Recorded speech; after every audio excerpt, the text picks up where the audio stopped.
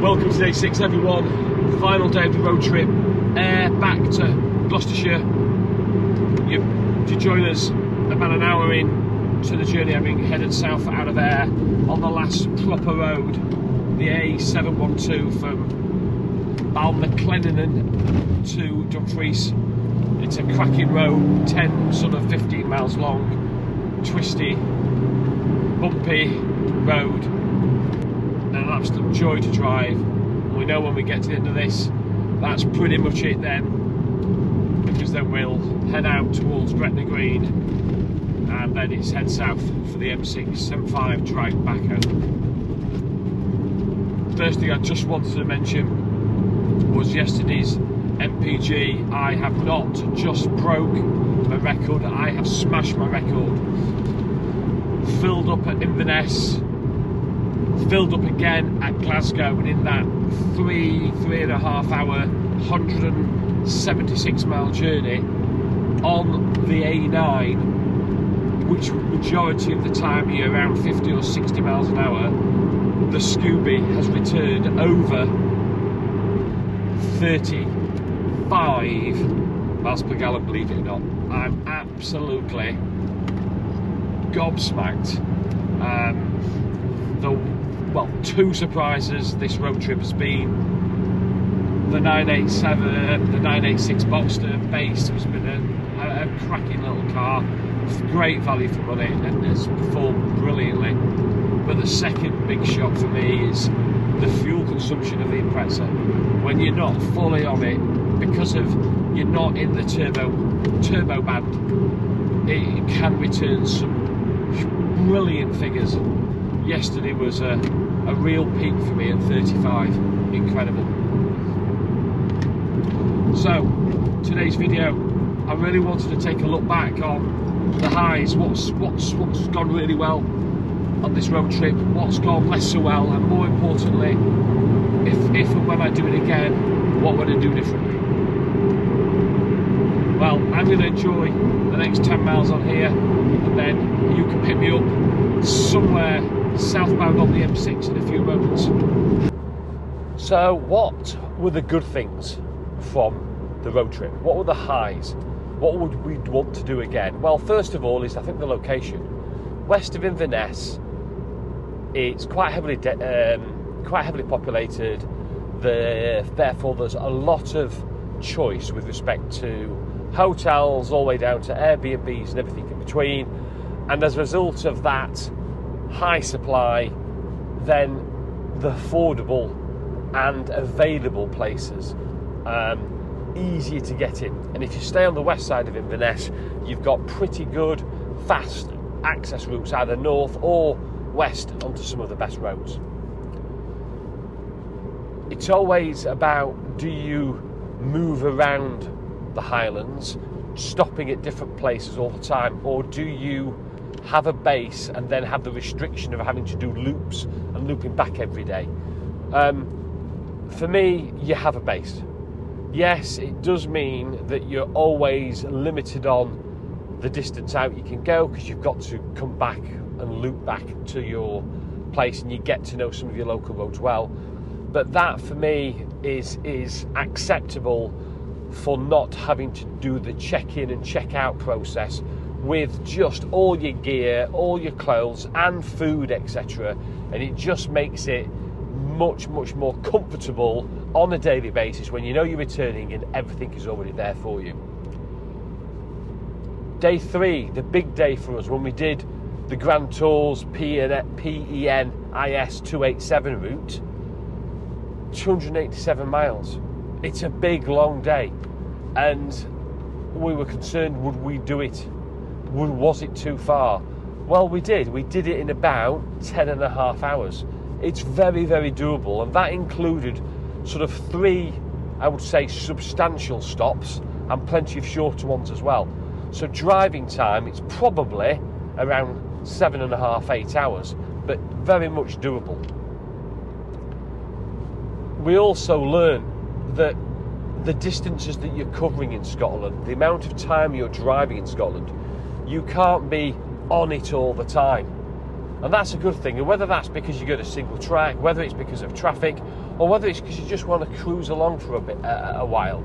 That phased approach about, yeah, let's have a spirited drive for the next 10 or 15 minutes, and then we'll back off a little bit, chill out a bit, cruise along, taking the wonderful scenery.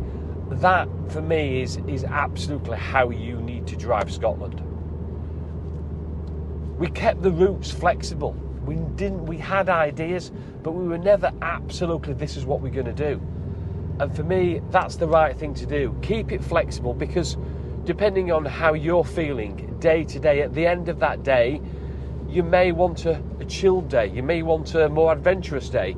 So, and part of the fun is when you get together and you have your discussions and you decide where you're going the following day. So for me, yeah, keep it flexible. The walkie-talkies worked really, really well. Distances, when I was out of the car,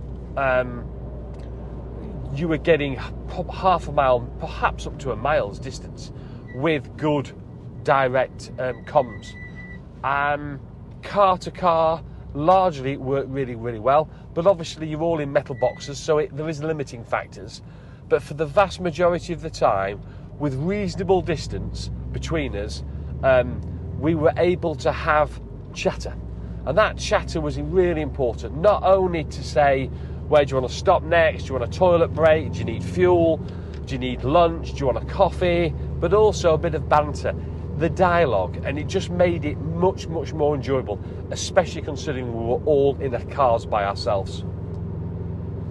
The size of the group, it would be better to do it in a group, have at least 2 cars. I think 3 was a really nice mix. You wouldn't want too many, perhaps 4, but I think 3 or 4 seems to me about right. If you go too many cars, it just becomes logistically too difficult.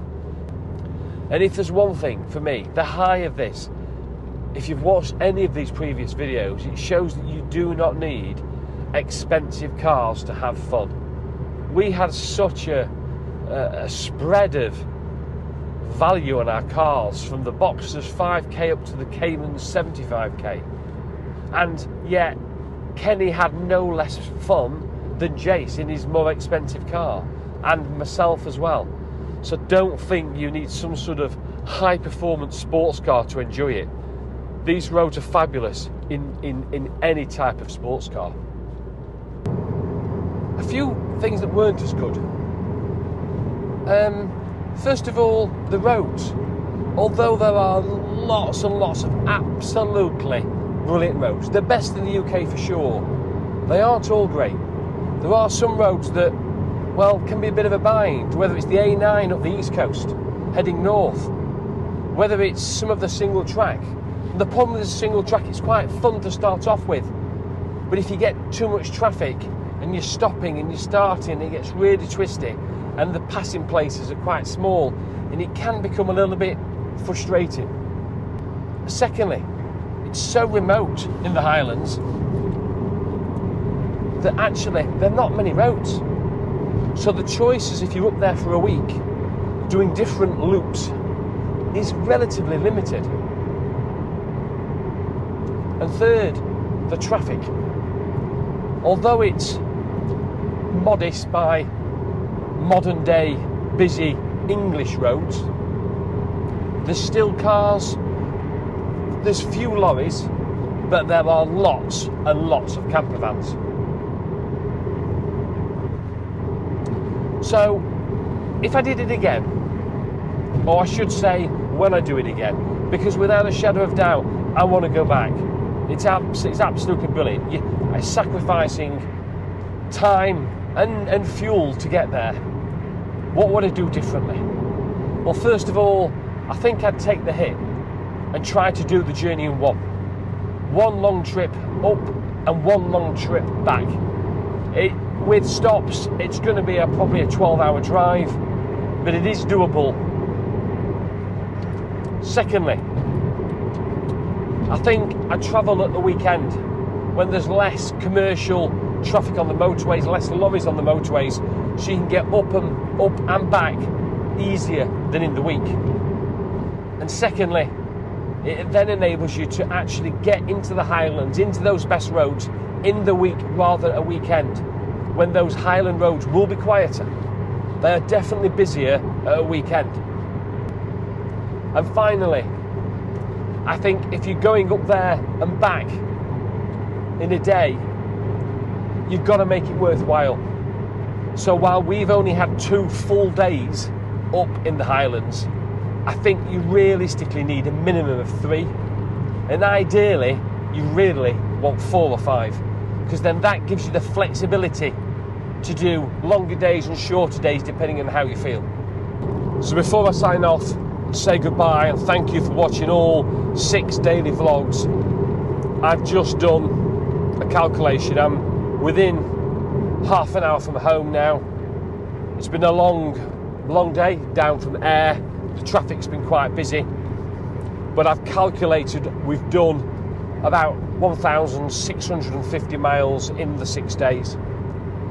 The last fill up a short while ago returned 25. And what I've done, I've added up over the whole of the 6 days, my distance, all the fuel I've used, and I've worked out the STI has averaged 25 for the whole 6 days. And I think that is splendid. Worst figures I saw were 19. Best figures I saw were yesterday, that incredible 35 miles to the gallon. It means it's cost me about £450 in fuel for the 6 days. Okay, there you go. Thanks for watching. Hope you enjoyed it. Please subscribe, stay tuned, thumbs up if you enjoyed it, and I'll see you next week for another video.